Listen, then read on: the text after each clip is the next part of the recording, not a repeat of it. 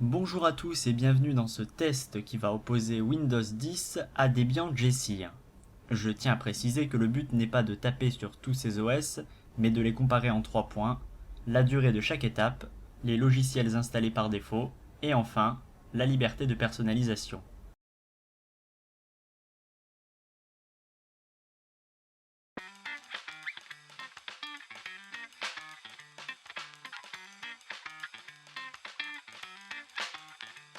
Откройте форточку.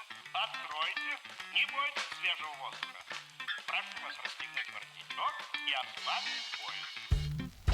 Ноги соедините, руки опустите. Ноги соедините, руки опустите.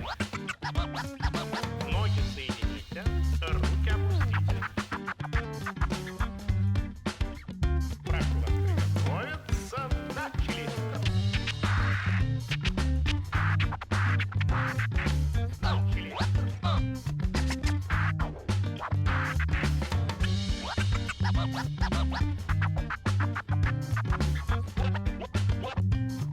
Ноги у вас вместе. Хорошо.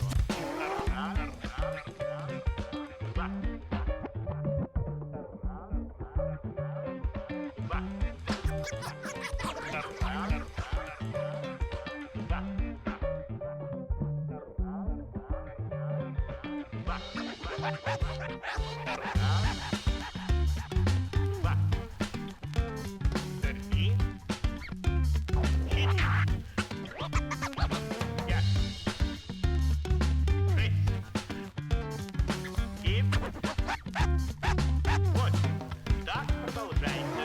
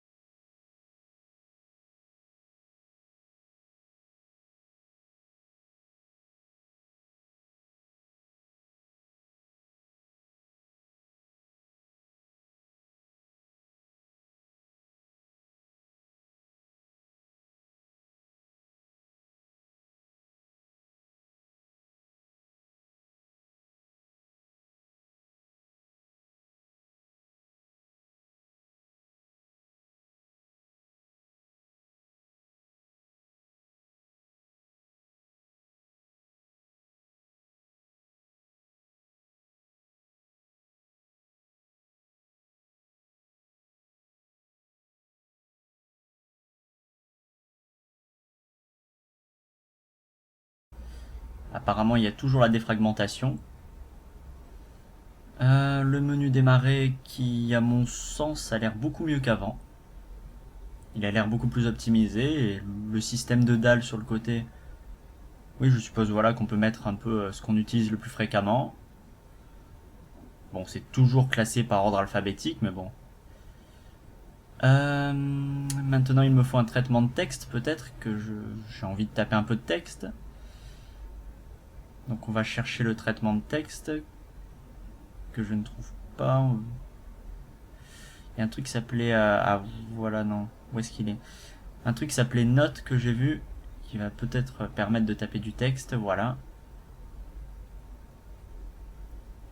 C'est la fameuse suite Microsoft Office.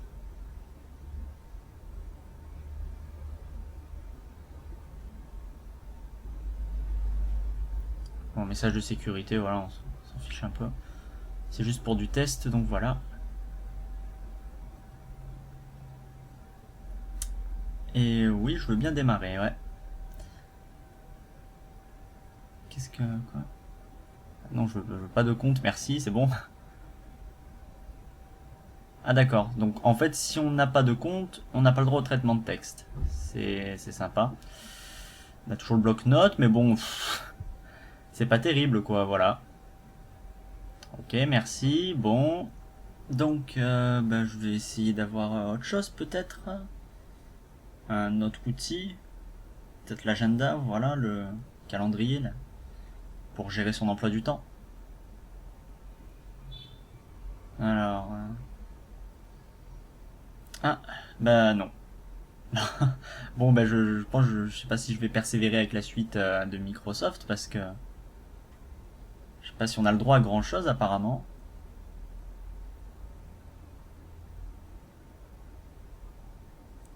Euh, Peut-être le tableur, la gestion.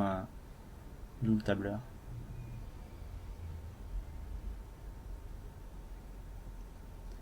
Ouais, voilà, peut-être le tableur, on va y avoir droit.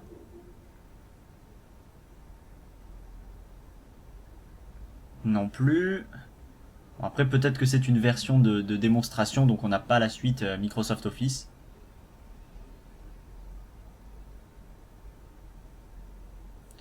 Ça aurait été sympa de l'inclure pour une démonstration.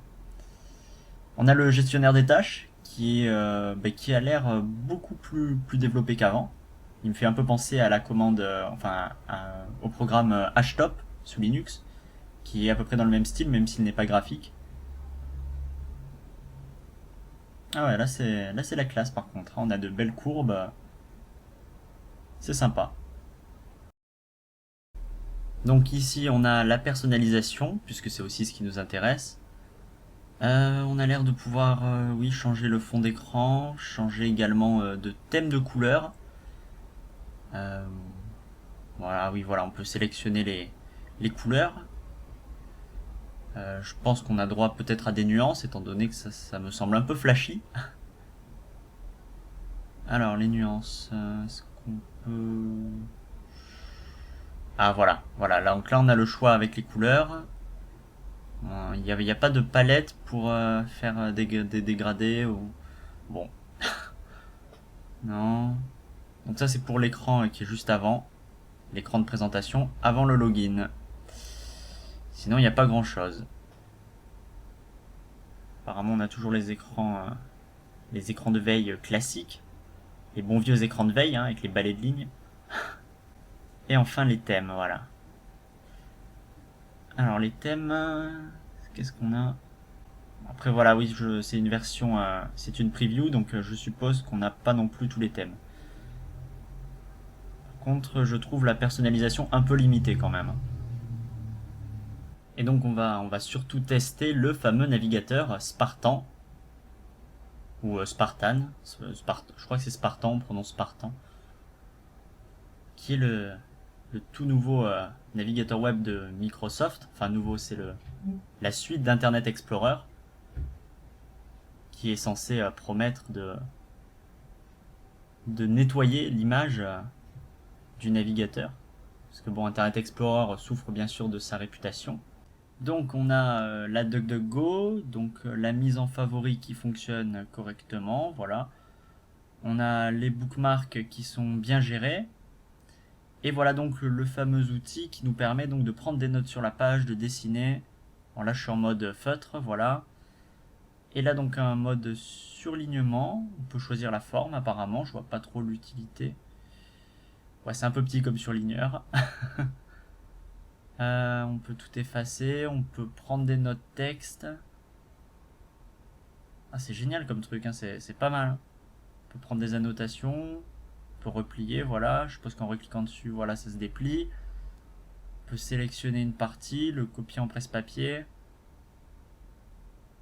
Pas mal de trucs, hein. Alors ça, j'ai l'impression que c'est une sorte de... Ouais, c'est pour signaler les sites web, en fonction s'ils sont mal sécurisés, s'ils semblent avoir été piratés. Ça s'inscrit un peu dans une sorte de philosophie Web of Trust. Ça me semble pas mal du tout. Après, il faut voir à qui sont envoyées ces informations. Donc on va essayer d'avoir peut-être de la musique, ça pourrait être pas mal.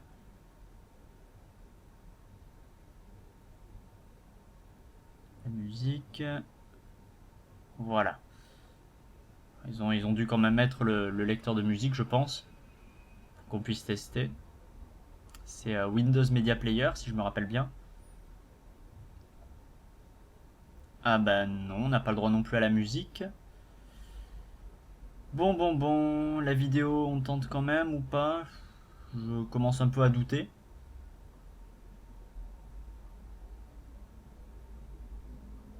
Bon, les images. Est-ce qu'on a un lecteur d'images? Je pense que c'est quand même le strict minimum. Non plus. Bon, bah ouais. Il n'y a pas grand chose en fait, hein. Parce que bon, ouais, bah, voilà, lecteur vidéo. Ah, on a peut-être quelque chose. Peut-être quelque chose avec le lecteur vidéo. Oui, non. Il semble pas y avoir grand chose non plus. Bon, ben c'est sympa de la part de Microsoft de mettre à disposition une version de test, mais pour ça il faudrait peut-être déjà qu'il y ait quelque chose à tester. Bon, on passe à la suite. Donc, Debian Jessie. Donc on a par défaut justement toute la suite LibreOffice, donc en l'occurrence là un traitement de texte. Au moins on a de quoi écrire, on a de quoi calculer. Donc là c'est Writer, c'est pour écrire tout simplement. On a aussi LibreOffice Calc pour calculer, comme son nom l'indique. Ça paraît logique. Donc on a voilà, beaucoup d'outils aussi de personnalisation. On peut vraiment totalement personnaliser son système. L'apparence des fenêtres, que ce soit les couleurs, que ce soit les icônes, le style donc des fenêtres, oui, l'emplacement des boutons également. Là je ne montre pas tout, mais on peut avoir plein d'autres choses. Les polices, les fonds d'écran aussi qu'on peut changer. Par exemple ici je vais en mettre un autre. On peut absolument tout changer. C'est-à-dire c'est un système très personnalisable. Par exemple là c'est le gestionnaire de paquets synaptiques. C'est ce qui est pour moi le plus intuitif en tout cas à utiliser pour installer un logiciel. Là je tape le nom de VLC par exemple et je vais aller le chercher dans la liste pour pouvoir l'installer. Donc je descends, hop, je le trouve dans la liste, je fais installer, il me dit qu'il y a ces logiciels installés pour qu'ils fonctionnent, je les coche, j'applique le tout et il va automatiquement télécharger tous les logiciels puis les installer automatiquement, sans rien avoir à faire. Tout simplement.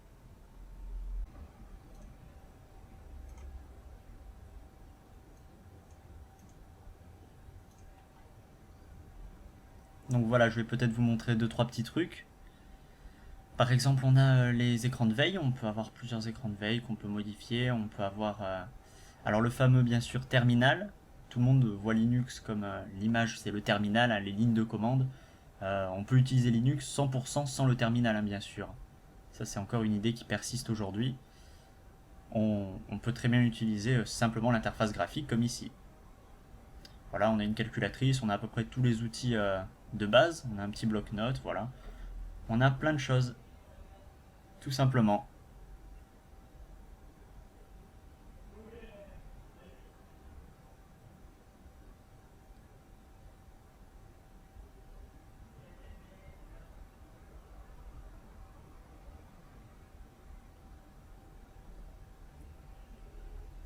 Donc voilà, maintenant on a VLC d'installer et on peut directement l'utiliser.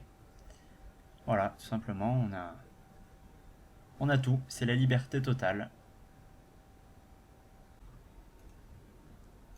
Donc voilà, là je rouvre Synaptic pour montrer par exemple notamment les catégories, parce qu'on peut aussi installer par thème nos logiciels, on peut les chercher par thème.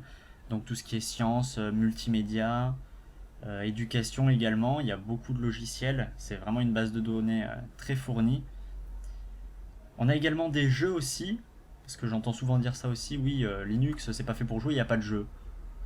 Si, il y a beaucoup de jeux, notamment des jeux qui sont gérés en natif aussi, des jeux libres, des jeux originaux même.